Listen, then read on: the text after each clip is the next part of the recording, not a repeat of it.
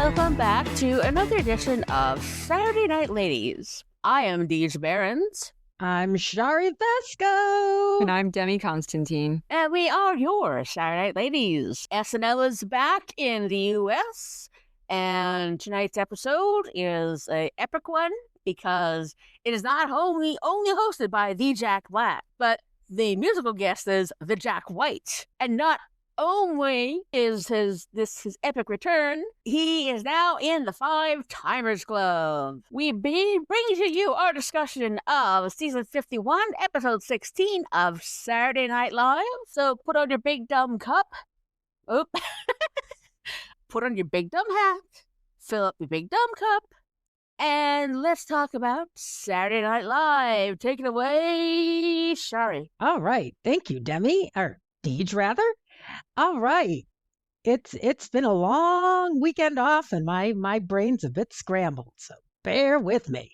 All right. I'm very happy to be here, and it was definitely an epic night, and we had a cold open with zero political, well, a little bit of politics, but at least there was no Trump.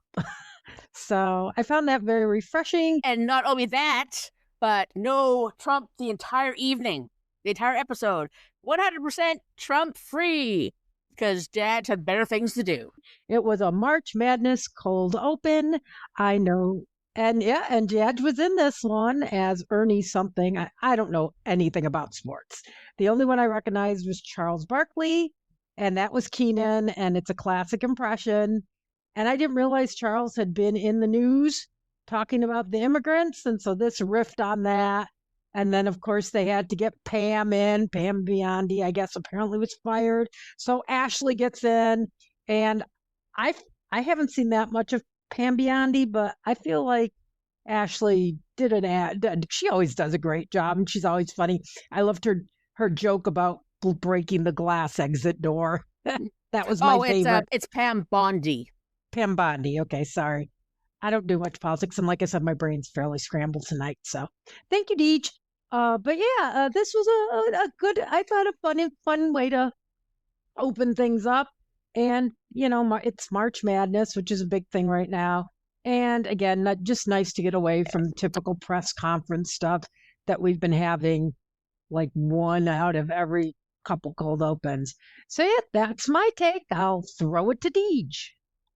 All right, give me just 1 second. Okay, so Ernie Johnson, who was played by Jadge, originally was portrayed by Bill Hader. Now, it's sports, which is not quite my thing, but I've seen their variations on their Inside the NBA several times.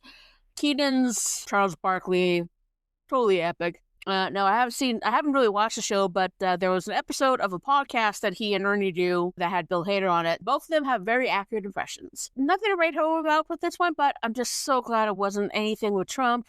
No press conferences, no nothing, no freeze frames, just good old commentary of some stuff that's actually going on that's not politics. So that is one thing I am thankful for with this cold open. And my theory is that they couldn't possibly do a thing on Trump because at the time we still had a pilot or airman down behind enemy lines, and like he wasn't really talking about it very much. So if they were to like make fun of that, I don't think that's something you could really make fun of because it's such a serious thing. They got him, by the way. They rescued him this morning, but I think that's one of the reasons why they didn't do Trump, and I'm glad. I don't think it's right to make that into any kind of a comedy, even if it's like a serious political observation. I was so tickled by everything about this because Keenan doing Charles Barkley is fun. Charles Barkley has hosted the show. I really don't hear a lot of bad things at all about Charles Barkley, even though he does have some spicy takes sometimes about some things. Big fan of the cold open. Okay, and just to give credit, because I did not mention Jeremy Culhane, who did a great job. Don't know how accurate his impression was, but he was very funny. And also Cam. Good to see Cam back tonight.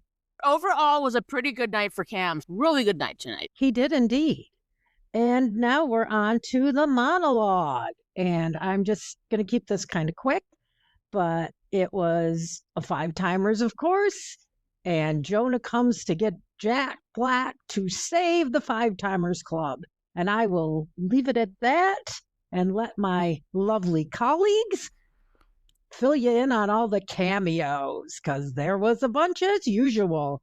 Oh, and of course Marcello. Very brief return of Domingo, but he got quickly dispatched, so yay on that. As always with Jack Black, he gets to save things by the use of rock, which is a very, very powerful force, as we know. You couldn't really expect anything other than this from Jack Black, because he's such a compelling performer. Great singer, great songwriter, great guitarist.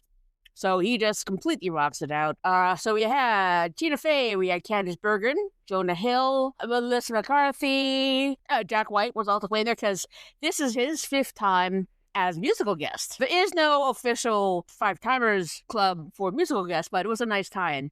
And I love the tie little bit they gave to SNL UK. Tina Fey came in. It was like a 5-timers jacket, but had like a fur collar and wrists. And there was one other side, and it was the jacket that the SNL UK people gave her for being the first host. Turns out that the fur was made from Paddington. That was fantastic. Yeah, but no, yeah, they so just epically, Jack Black rocked the house. Jack White, such an incredible performer. And he actually took part in a few sketches tonight, which is really great to see. That's a good start. So, Debbie? I grew up with Jack Black and Tenacious D. Like, I remember when he first went on to SNL in, like, the late 90s, and it was almost like, oh, this is my thing. Like, this is my private thing. Like, how is this blowing up? I did not realize Jack Black has been in the game since, like, a child. He's been a child actor, like, all this time. I didn't know that. Always growing up with Tenacious D and Jack Black, and he's just continued to evolve. He's always kind of stayed true to himself. So this monologue was 10 out of 10. I loved it. There was lore, there was SNL lore, there was rock, there was a studio walkthrough for the monologue. 10 out of 10, all cylinders were firing. It delighted me to no end. Moving us on to our first live sketch. And actually, before we started recording, I asked if there had been any Mikey tonight. This was a great night for Cam, a rather sparse night for Mikey, but he was indeed in this opening sketch titled Kathy. And along with Mikey was Jack Black, of course, Keenan and Sarah. I don't think I'm forgetting anyone. And this was a typical formula of the annoying coworker. They don't want to deal with her, but she wants to be dealt with. And even though this is a bit of an old premise, Ashley Padilla, once again, just, we all know a Kathy. We've all probably been a Kathy at some point where we just want to be included. You talking TV? You talking TV? So yeah, quite funny. And I think this one will be quoted. And props to the wig people, as usual, with the great wig on Ashley, the hyper curly and the big glasses. This is just this was a fun way to start off the show. It was funny. It was harmless. You know, not great, but certainly not bad either. It was all leading up to the very end part when they're trying, I think it was Jack Black, so next time she says something, let's all not respond. Just let her, eventually she'll tire herself out and she'll go, and Ashley keeps going, and going, and going. And going. Point is like they all hold hands, trying to gain strength from each other. And it's Jack Black's character that actually breaks in the end by packing the conversation. Ashley, her timing is impeccable. She knows how to do her silences, how long to wait to do the next one. What you talk about TV? Yeah, that's definitely going to be a quotable sketch from here. So it's about a mid-roll sketch. It's a nice variation on this kind of sketch. There was a character that Nassim Pedrad played in the Christoph Waltz episode back in season 38 called Tippy. The co-worker that was very uncomfortable at an office party and just not quite getting what people were saying, just coming in the tail end of discussion. So this was a mini horror movie, just watching this. I just didn't know whether I was Kathy or I was Kathy. I'm like, oh no. But I thought they ended it really well because Jack Black was the one who was like responded and like, oh, and everyone called him out. I thought that was a cute way to end the sketch. I thought it was great. Ashley was great. Everybody, it was a really fun sketch that kept going, and it did get funnier. All right, moving on to our one and only pre-tape of the night. This was another country song, which we've had a couple of these this season. And we've got Jadge and, of course, Jack White Andrew. Good to see Andrew back in full effect this episode. He'd been missing for a while, so it's glad to see him back. Both Jacks in this one, white and black, and a brief appearance by Keenan as the wise mystic. I thought this was very relatable because I know, especially for Deej and I being women of a certain age, you just can't remember. It was important, but you can't remember. Everybody can relate to this, of any age, of any gender, whatever. Not as catchy as some of the tunes we've had. It's no Goth Kid on Vacation, where I'll be singing it, but it was fun nonetheless, and good to see Jack White forgetting his solo. I thought that was the best moment in the whole thing. Yes, I definitely can relate to this. I even had a thing this morning where I brought something out of the bedroom, like there was a straw and I put it down somewhere. Okay, where did they just put that thing? Just had it a moment ago. Then I eventually find it. This definitely gets me in the feels. Jed is such a great singer. I am totally loving that he's able to finally express this part of his talents. Funnily enough, I can watch SNL UK on the Saturday on CTV Comedy. So it's like I got CTV Comedy UK SNL UK from 7 to 8:15. Then I had 50 minutes to get a break, and then 8:30. Then we start on SNL Prime, I guess I'm gonna call it. After the monologue, they did the country song as well. That was hilarious. Jack White forgetting his solo, the one little different variation with the kid with his mukes. Let's get more Jad singing because he is really good. Yeah, he is really good. I just remember I was watching this, enjoying it, and I heard I heard them say like this is like the answer to what life is, and I was like, oh, I wonder what SNL's gonna do with this. I want to hear what their pithy take on life is, and the take is they can't remember it. I was like, oh, very clever, very clever. No one remembers it. Oh, and Jack White can't remember his solo. Oh, this is great. This is great. I don't remember how the song goes, but I remember being very amused and relatable. Yeah, I remember the one bit with Jack Black where they're doing like the song overlap and him talking to the Mystic. The Mystic mimes, you want to write this down? And he says, no, I'll remember this. Starts pounding at his head. What happens? He forgets. That swings us into our second live sketch, Self-Defense, with Jack Black and Marcelo as instructors, Jadge and Chloe and Jeremy and Ben, and a very funny button from Jane in her Hello Kitty t-shirt. This was just goofiness with them flailing their limbs about with no competence. And in my opinion, Ben steals this. He has the best lines, I think.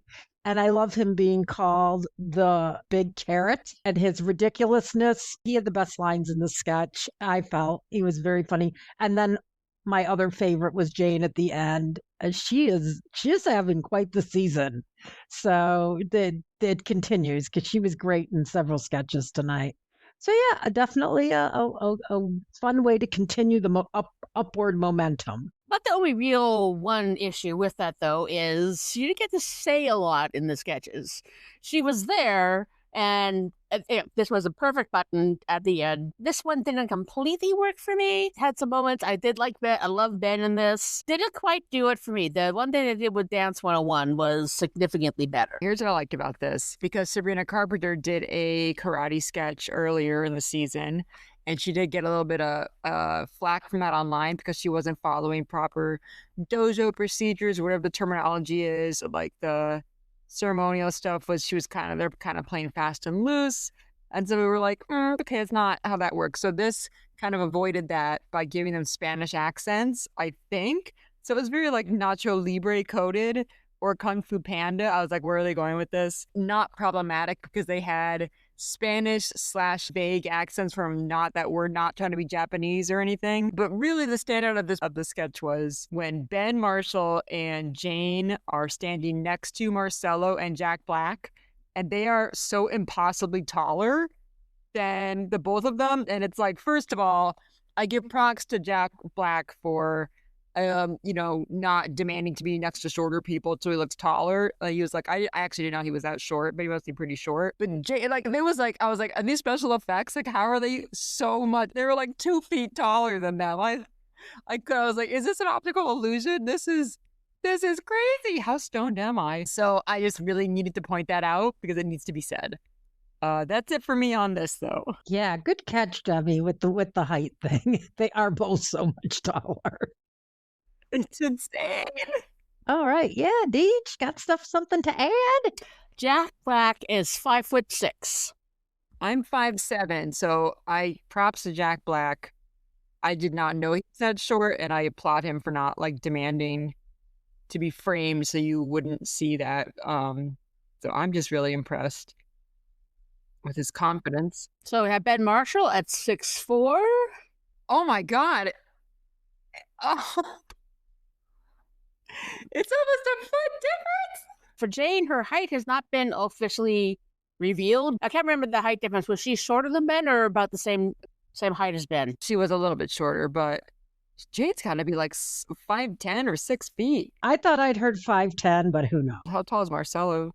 Do you know? Allow me to consult my local Google. He's tiny. I know. Jack Black is so, like, he acts so tall that I never would have thought. I actually wouldn't have thought he was that.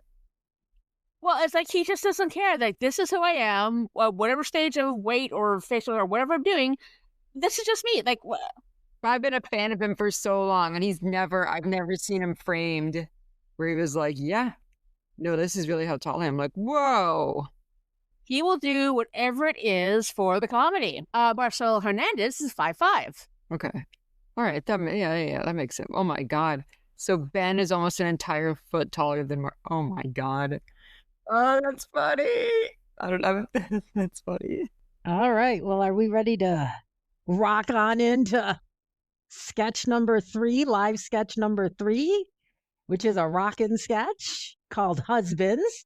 We've got Chloe, Sarah, all the ladies are here. Chloe, Sarah, Ashley, Jane, Veronica. Then there's Jack B, Keenan, Jadge, Andrew, and Tommy. This was a big ensemble piece, and it's the ladies wanting to get together, and they've dragged all their husbands together. And they're apparently on separate stages, which I thought was sort of cool. And they go back and forth between the ladies talking in the kitchen and the guys trying to figure it out. And Jack Black, of course, does what he often does. He resolves the issue with music. And it's Kansas Wayward Son, which is a big hit from the, I don't know, probably fairly early 70s. It was, first of all, way to go with the singing. This was actually very well sung. Everybody was hilarious. Keenan was hilarious. I thought everybody was just on point here, and good showcase for the men and a lot of fun. I wish they would have stuck Mikey in here too, but I get it. They're trying to push the new kids out into the forefront a bit. But yeah, this was probably one of the ones I liked better, but that's because I enjoy music and there's so many good singers in this cast right now. And as all three of us say often, music brings people together. And that's what I feel like was the moral of this sketch. It can make enemies into friends. I've watched people who like would never speak bonding over like a Springsteen song. So yes, it definitely does bring together strangers, enemies, and doesn't matter what your language is. Yeah, it's an international thing. This was a fun one for me. Carry On My Wayward Son was released November 19th, 1976, as part of their album Left Overture, and it was their first top 40 hit. It became a basic classic rock staple, has been extensively used in the series Supernatural. So I think it was like the same kind of group of ladies from that sleepover sketch that they had last season. Once they hit that 3-part harmony, was so good. Tommy is going to be known as being a really good singer, as he has in like the karaoke sketch earlier this season. Just the fact they're all, again, once you get a song, and John Snyder said on the Hot Take Show last night, it's very reminiscent of song memories. That particular series of sketches we featured on episode 13 of We Hard Hater. The part where they're going with the ribbons, which seemed kind of weird, but we definitely put a new spin on it. I think that was just to facilitate the end where they had everything spread across, so he's using that as a guitar. And then the line of the night from Jadge, because they're a certain point where they just have to rip off their regular clothes and they have rock and roll, very colorful outfits underneath. Jazz was there in his underwear. I got excited and pulled too much off. And then you got Jade at the end joining in with that, so I'm going to guess she was Jack Black's wife, since he was the first one that came out with it. A really good song. Very much reminds me of a comedy group from Montreal called The Vestibules. And they have this one sketch where 3 guys sitting around playing poker, and Steve Miller's The Joker comes on, and they're debating what the lyrics are, as people have been doing for decades. I just really have to go on what I like about this sketch so much. So, arguably, I would say SNL has been talking about the male loneliness epidemic like for a lot longer than it's been in the zeitgeist. If you remember the Marvel sketch from a few years ago, where the guys are in the dog park and the wives are gone, and they're like, "Oh, just talk to the guys," and they're like, "Marvel," because they cannot have a normal conversation. They have to find something in common. And that was actually before a lot of the dialogue started talking about the male loneliness epidemic. So just want to give some props to SNL for that. So this was very much like that. And I was like, all right, guys are in a group. They don't know how to talk to each other. That's a real thing. All right. That is a real thing. What are they going to do? What do they have in common? Is it going to be sports? Is it going to be a different Marvel? What is it going to be? And the fact that it was Karen Wayward, sung by Kansas, I've loved that song since I was like 16. I was listening to classic rock a lot. And then it was on Guitar Hero. And then it was on South Park. And then it kind of died off. And then Old School also used Dust in the Wind in some memorable scenes, which is also by Kansas. So Kansas has this weird love relationship with comedy people, I guess, or I don't know, people that set zeitgeist or whatever. I was just so glad to hear, and I was shocked by the arrangement and the harmonies everyone's singing. It was so clever, and it was so well executed. And the fact that they all had jumpsuits on afterwards. But somebody asked, like, did you guys come here in jumpsuits? And I think when I said yes, that is very funny to me. Big fan of this sketch. It was so well done.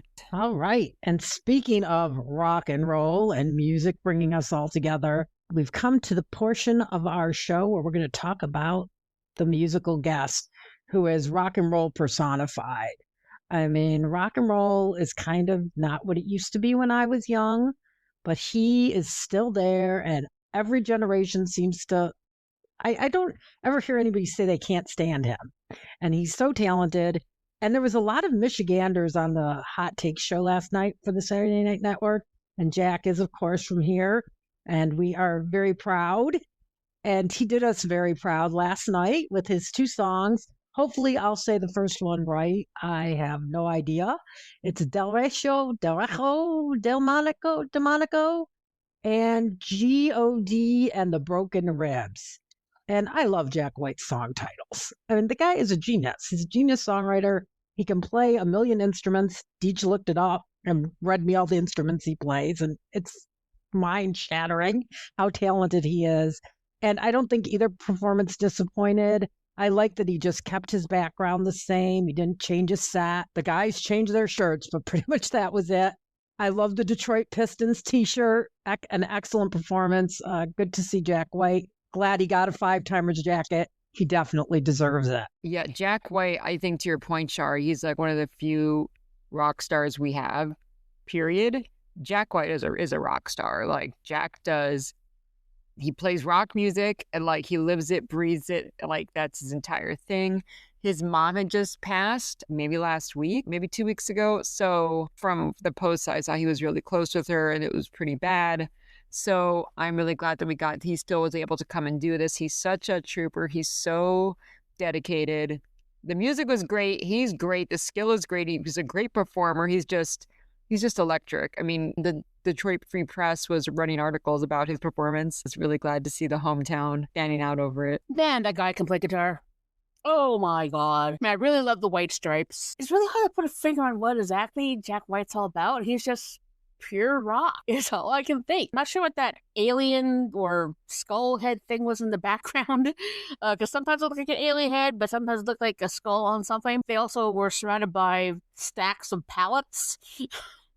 So, interesting set design, but all was basically down to just rock. 2 new songs that he's just released as their own. I'm gonna have to watch those, check out those performances again. I have to look in more at just Jack White as a solo artist. He definitely is rock and roll, but he's also very bluesy.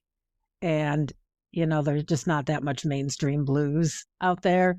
Yep. And I think that's a lot of his Detroit background, because obviously the blues are big here. So, yeah, 2 great performances.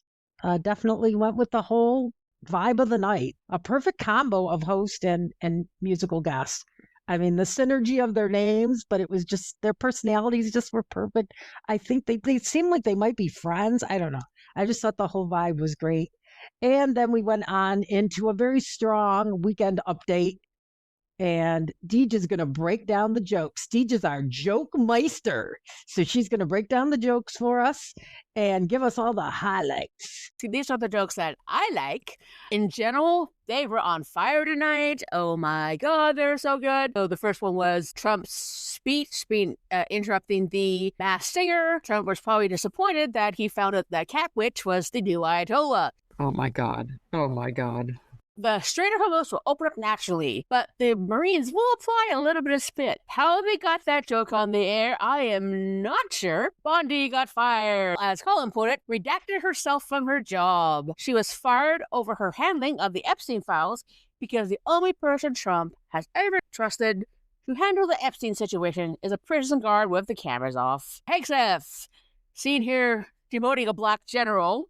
I love when they do that little aside. Oh my God. This week, an airman told him that the only thing they need in Iran is bigger bombs. Got you covered. How about Kristi Noem's husband? J.D. Vance has written a book regarding his conversion to Catholicism. And the Vatican has said that somehow this is the worst publicity we have ever had. The Artemis crew, the one black astronaut who is commenting how beautiful the world is, and Jay came up with, leave it to the black astronaut to catcall the entire planet. Cyber attacking the U.S. healthcare system. The healthcare system is so busted nobody even notices. Trump attended the opening of a production of Chicago at the Kennedy Center. The press is going to the theater. What's the worst that can happen? People in New Jersey are being cautioned to make sure that their garbage cans are secure because of the bears that go around getting into the garbages. New Jersey, no one steals our precious garbage. Now, I'm good. Now, usually I would do this in order, but this is what I want to say for last, because it's near and dear to my heart. So the last one I loved was the apparently strong gluteus muscles can increase your lifespan, but it also drains a brother's bank account. Weekend update line of the night because, oh, Canada, my home and native land, Pizza Hut in Canada has come out with a hot dog stuffed crust pizza to commemorate the opening of baseball season. Colin, hey Canada, our culture is not your costume. Anytime someone's going to do anything on Canada, I'm all for it. Those are the jokes I liked from Weekend Update. Okay, thanks, Deej. You did a great job covering the jokes. I'm going to leave it there because none of them particularly stood out to me. They just thought they were on fire, the 2 of them. I do always love the correspondence, and we had 2 doozies. Sarah I'll be very interested to see on Mike Murray's stat show how many times Sarah's been on the desk this year, because she is tearing it up. Just when I think she can't get any wilder or wackier, she proves me wrong. And here she's Kristi Noem's husband with the bazooms. And who knew there were so many names for breasts? But Sarah did her research. And somebody pointed out on the Hot Takes show that it was refreshing to see her on Jay's side of the desk. She roasted the audience. I love the thing with Lorne, and he's gone, and the seat's spinning. So, yeah, props to Sarah, and the piece de resistance when she takes the balloons out and throws them at the guys. Just classic. She's really killing it this season, but especially on the desk. She is a real risk taker. She is not afraid to make a total fool of herself. She is fearless, and I love that about her. She's definitely an original, but I see so much like Lily Tomlin in her. I see so many of my favorite comics in her. Like I said, she's just a huge risk taker, so that was a lot of fun. And then, as Deej commented earlier, this was a night for Cam. And he was playing the Snape, who is going to be featured in the television show. And he talks a lot about race in the Harry Potter world. And Lord, whatever the character, I know it had Shackle in it. Shacklebolt. Shacklebolt.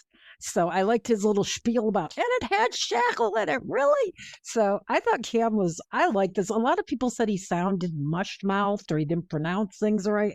I thought he was just fine. I thought he had a great delivery. I'm just glad to see him. He's not been in a lot this season, and this was definitely the times that he's really proved himself have really been on the update desk, I think. So yeah, all in all, a very fun update tonight. And just, I hope Sarah keeps on this trajectory because I love her to pieces. Now, I hate to do this because of all the disappointment that happened with Longfellow, the hopes of him being Weekend Update. But if Cam stays the course, and if Shay ever leaves, I can kind of see him taking over that role in the update desk. Though our first correspondent, Christy Nome's husband, the thing I thought was going to be part of the joke was, why does there only appear to be one nipple? But it just seems that the nipple of the balloon kind of migrated up. There are many, many, many names for the boobs. At first I thought, oh, she's playing another male politician, but with the boobs and the pink bike shorts and all that, it was nice to see her on the Chase side of the desk. As much as we love a Joe's roast, we don't always need it, so it's nice to see something separate from that. Now, Cam Patterson, and in the times he has shined, he has really shined. I know the book says that he was pale, but, they're going to cast actors that they want, and if he's talented, he does the thing. He tries to do sort of English thing at the beginning, but he just lets that all go from the get-go. The thing about Shacklebolt, and I had never thought about that before until he said it there, which should have come to me a long time ago, but my support for Harry Potter has waned of recent years. I just want to point out a couple things I really like. So the nipple placement, that picture of Christy Nome's husband has been on the thumbnails of so many podcasts. So it's like they nailed it. Like the nipples were like that. I don't know how they did it, but it was the exact tension, the exact size, the nipples, like the ends of the balloon, whatever. It's exactly how it was in the thumbnail. They did everything perfect. They got her hair to look like a regular middle-aged man. Costume department, like, hats off. I'm so impressed because it was such a specific detail, the way where the nipples are placed, and they got it perfect. And I really liked it. It was like, you want to touch it, and then she just took it out. That was such a classy way to handle that. I thought Cam did a really great job because it was really authentic in his voice, speaking about something that he probably could do stand-up on, even though it's supposed to be like a character correspondent piece. It was really just him doing like some riffing. And agree, Deej, I didn't know that there really was only one major African-American Black character in the Harry Potter canon, I guess, and his name is Shackle something, and he's like, that's insane. What? And I'm like, oh, that is insane. Like, why would you do that? That's terrible. Specifically, Shacklebolt. Thank you. Which makes it even worse. Yes, Shackle. That's insane.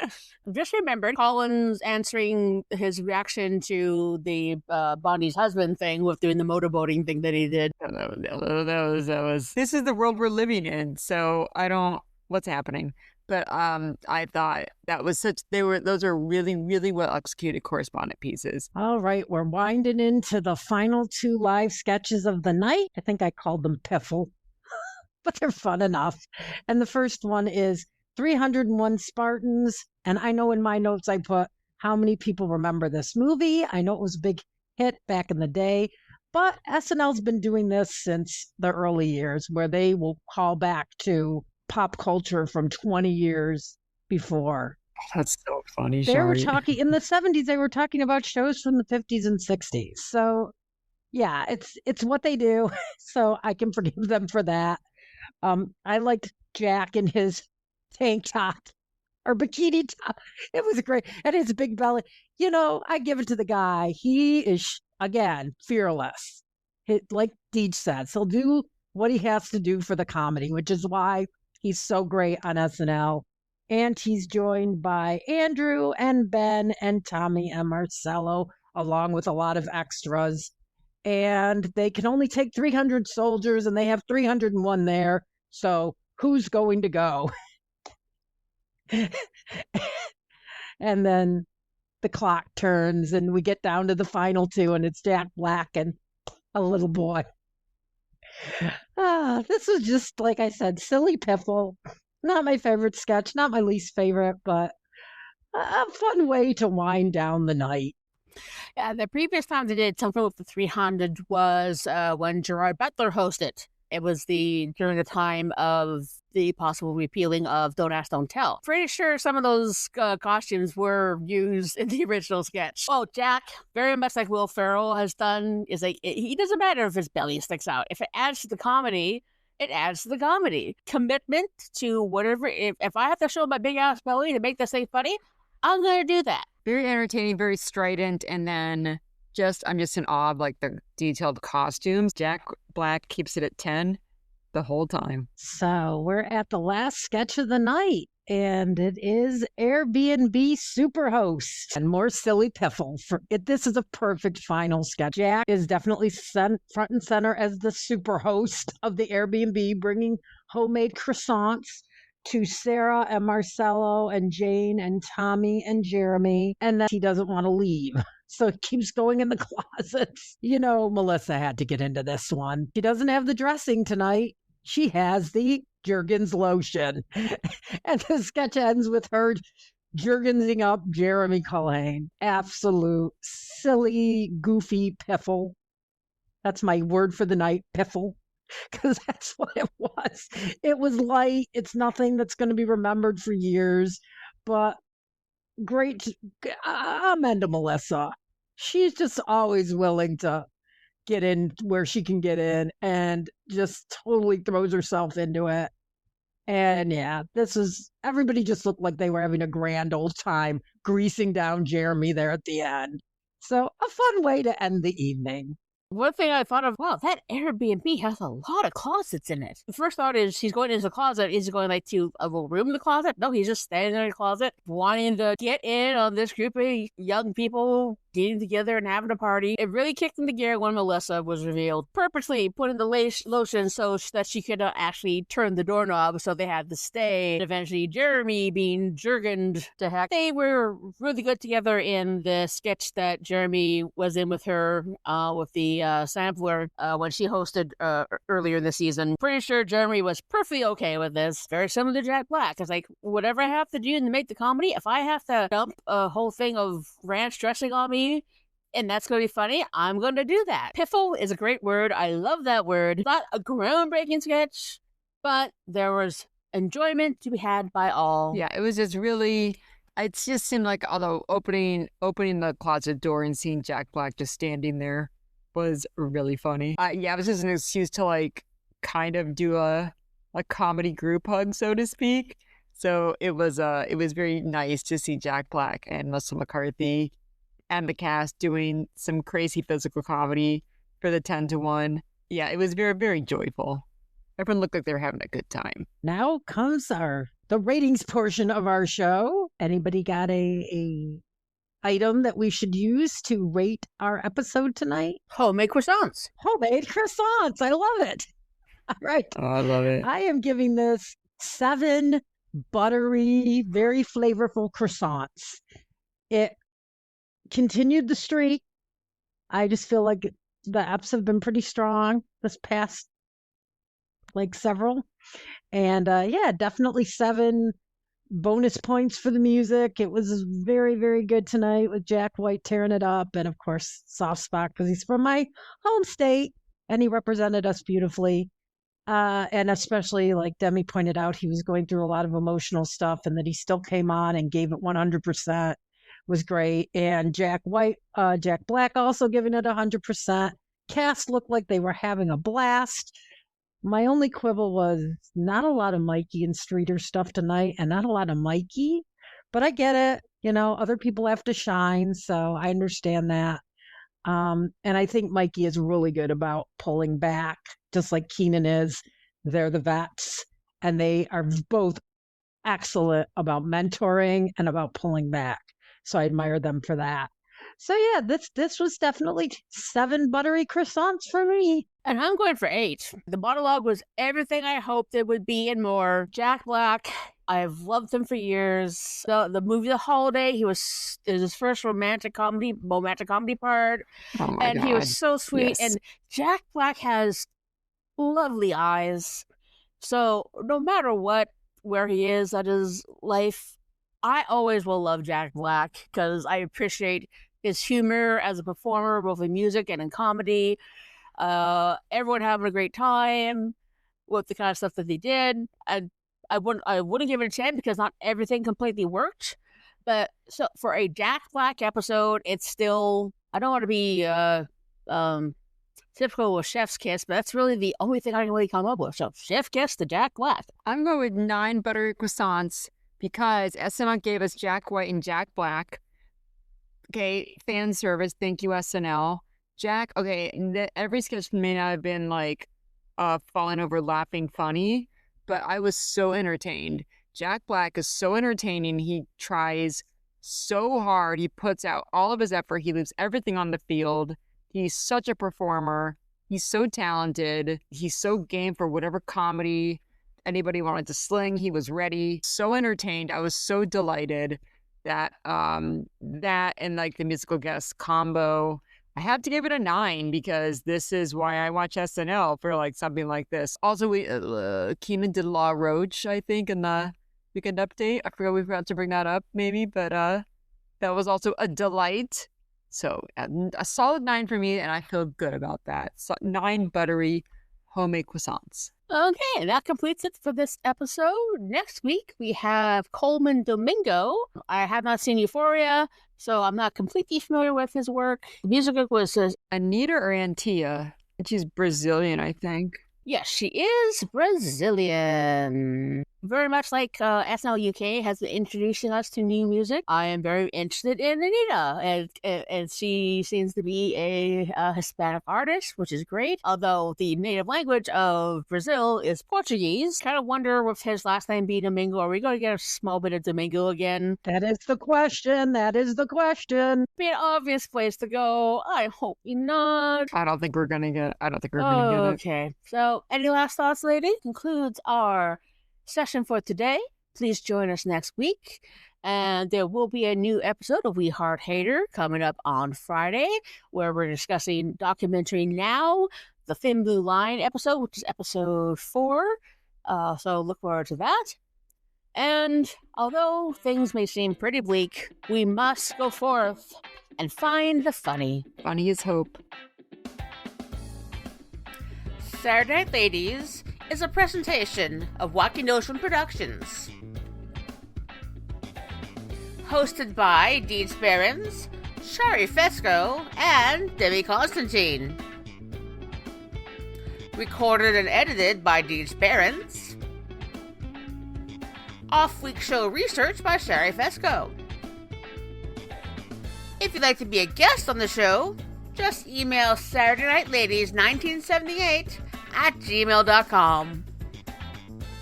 And as always, like, share, and subscribe. Thanks for listening.